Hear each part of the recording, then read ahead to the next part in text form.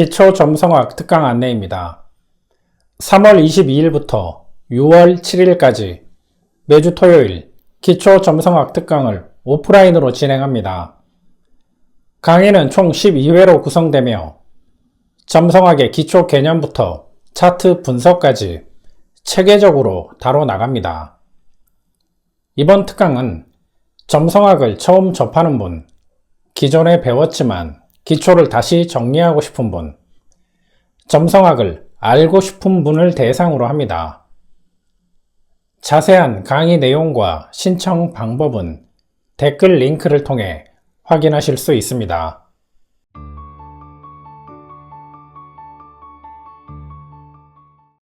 안녕하세요. 영국 점성학 강성원입니다. 오늘은 4년 전에 국민의힘 창당일 차트로 예측했던 내용을 검증하고 앞으로 흐름을 알아보겠습니다. 그리고 토성과 양자리의 만남이 의미하는 것과 이를 통해 국민의힘과 보수가 나가야 하는 방향에 대해서도 알아보겠습니다.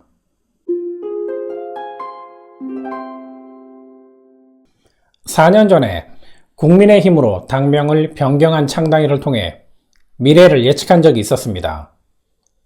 창당일은 출생일과 같기 때문에 인생을 예측하듯 정당의 미래를 예측할 수 있습니다.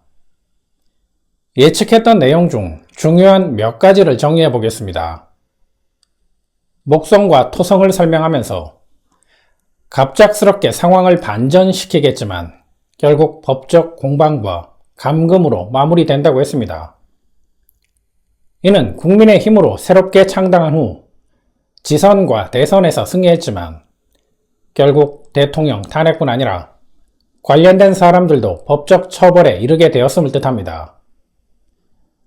목성과 토성이 8도 차이인 것을 설명하면서는 창당 8개월 후인 2021년 5월 이후가 중요하다고 했습니다.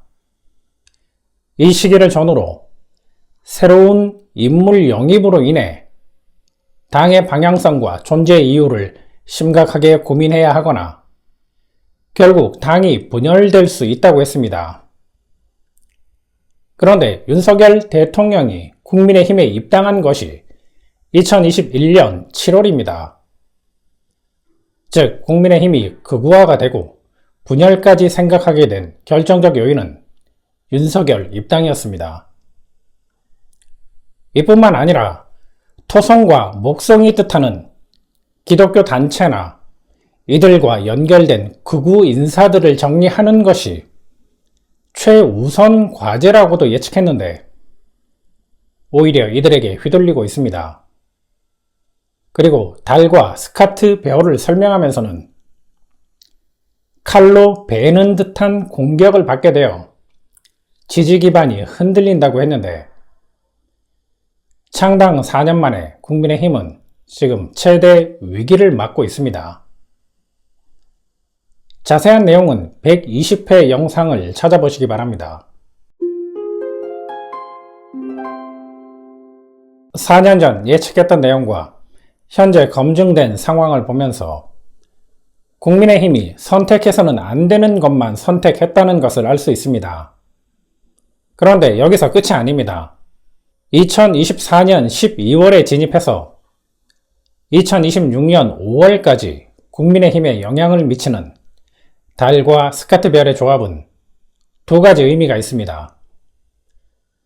첫 번째 의미는 칼로 베는 듯한 공격을 받게 되어 지지 기반이 흔들린다는 뜻으로 상황이 좋지 않음을 뜻합니다. 두 번째 의미는 달의 상태로 알 수 있습니다.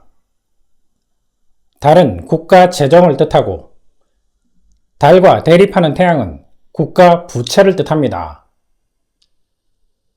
이는 국가 재정 상태를 고려하지 않은 정책으로 국가 부채에 부정적인 영향을 준다는 뜻입니다.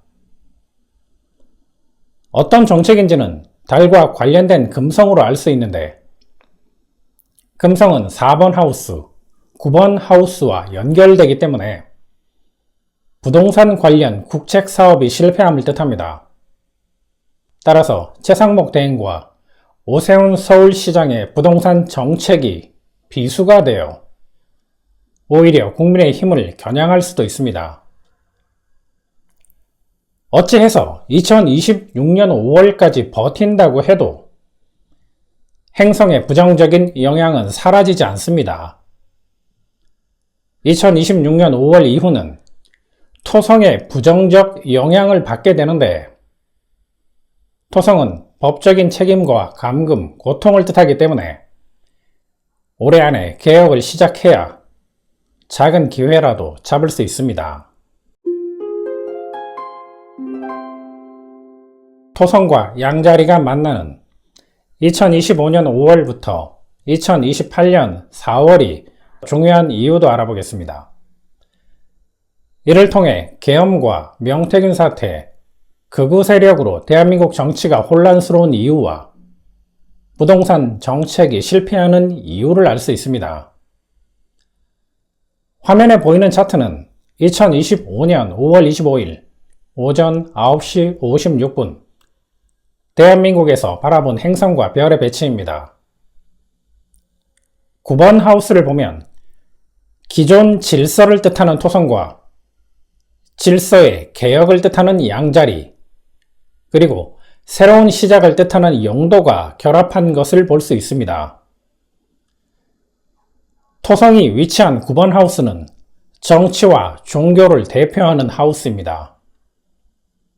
종합하면 토성이 양자리에 머무는 2025년 5월부터 2028년 4월까지 3년 동안은 기존 정치와 종교 시스템이 무너지고 개혁에 가까운 변화를 통해 대한민국 정치 시스템이 새롭게 시작된다는 뜻입니다.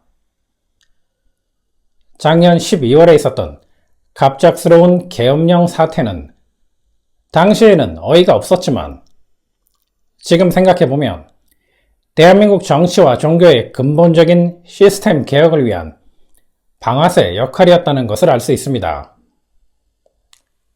특히 올해 7월부터 11월까지는 토성이 양자리에서 역행하는 것뿐 아니라 물고기 자리에서도 역행하기 때문에 정치적인 혼란이 고조될 가능성이 높습니다.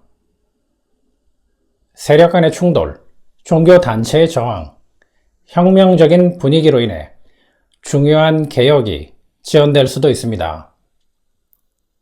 이러한 토성은 12월부터 다시 순행하기 때문에 7월부터 11월까지 4개월이 큰 고비가 되겠지만 개혁을 위한 고비라고 생각할 수 있습니다.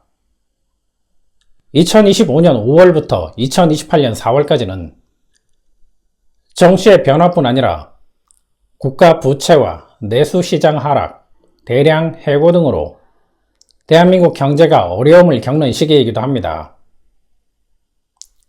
매해 국가 운에 따라 변화는 있을 수 있지만 전반적인 상황이 좋지 않습니다. 따라서 건설 경기와 부동산 가격 상승에만 집중하는 선거용 정책은 성공할 수 없는 정책입니다.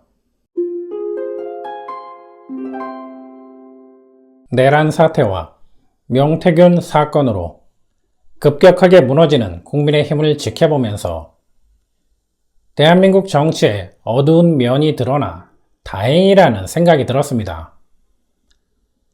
그러나 한편으로는 대한민국을 대표하는 보수 정당이 무너지는 것이 대한민국에 도움이 되겠느냐는 생각도 들었습니다.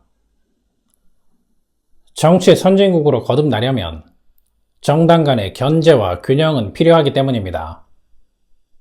그러나 특정 종교 단체와 손을 잡고 계엄을 옹호하며 국민을 선동하는 극우 정당의 이미지로는 그 역할을 할 수 없습니다.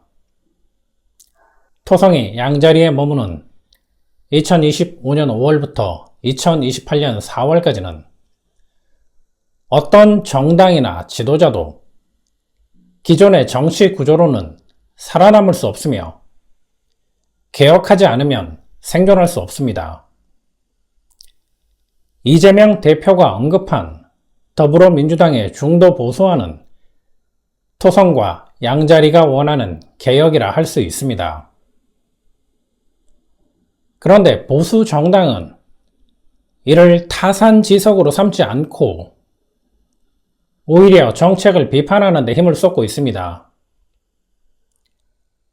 이제는 비판을 멈추고 새로운 출발을 위한 사전 작업을 해야 합니다.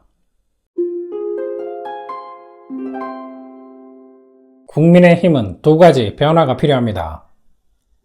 첫 번째는 정당명을 변경하고 새로운 창당을 하는 것입니다. 기존 창당일 차트에서 중요한 역할을 하는 목성과 토성의 중간점인 염소자리 21도는 표면적으로 드러나지 않고 숨겨져 있습니다. 그래서 국민의힘이 내면적으로 지향하는 정당의 형태를 뜻합니다. 염소자리 21도는 독재와 전쟁을 대표하는 네로 황제를 뜻하기 때문에 최종 목표는 극우 정당이었다는 것을 알 수 있고, 개혁하지 않으면 초라한 극우 정당으로 남을 수밖에 없다는 뜻이기도 합니다. 두 번째는 기존 창당일 차트에서 강한 행성의 의미를 따라가는 방법으로 화성과 수성이 의도하는 것을 따르는 것입니다. 화성은 실물 경제를 뜻하고 수성은 갑작스러운 변화가 탁월한 선택이 될 수 있다는 뜻입니다. 즉, 실물 경제에 능한 당 대표를 선출하거나 혁신적인 경제 정책을 통해 경제 정당이라는 프레임을 만드는 것입니다. 2025년 5월부터 2028년 4월까지는 대한민국 경제가 어려움을 겪어야 한다고 했습니다. 따라서 시대가 필요로 하는 정책을 통해 경제 정당으로 이미지를 변화시키는 것도 기회를 얻는 방법이지 않을까 생각합니다. 다만 국제 외교나 환율, 수출 관련 정책이 아닌 건설업계 살리기나 부동산 가격 상승에만 집중하는 내수 정책은 성공할 수도 없지만 비수가 되어 다시 돌아올 수도 있습니다.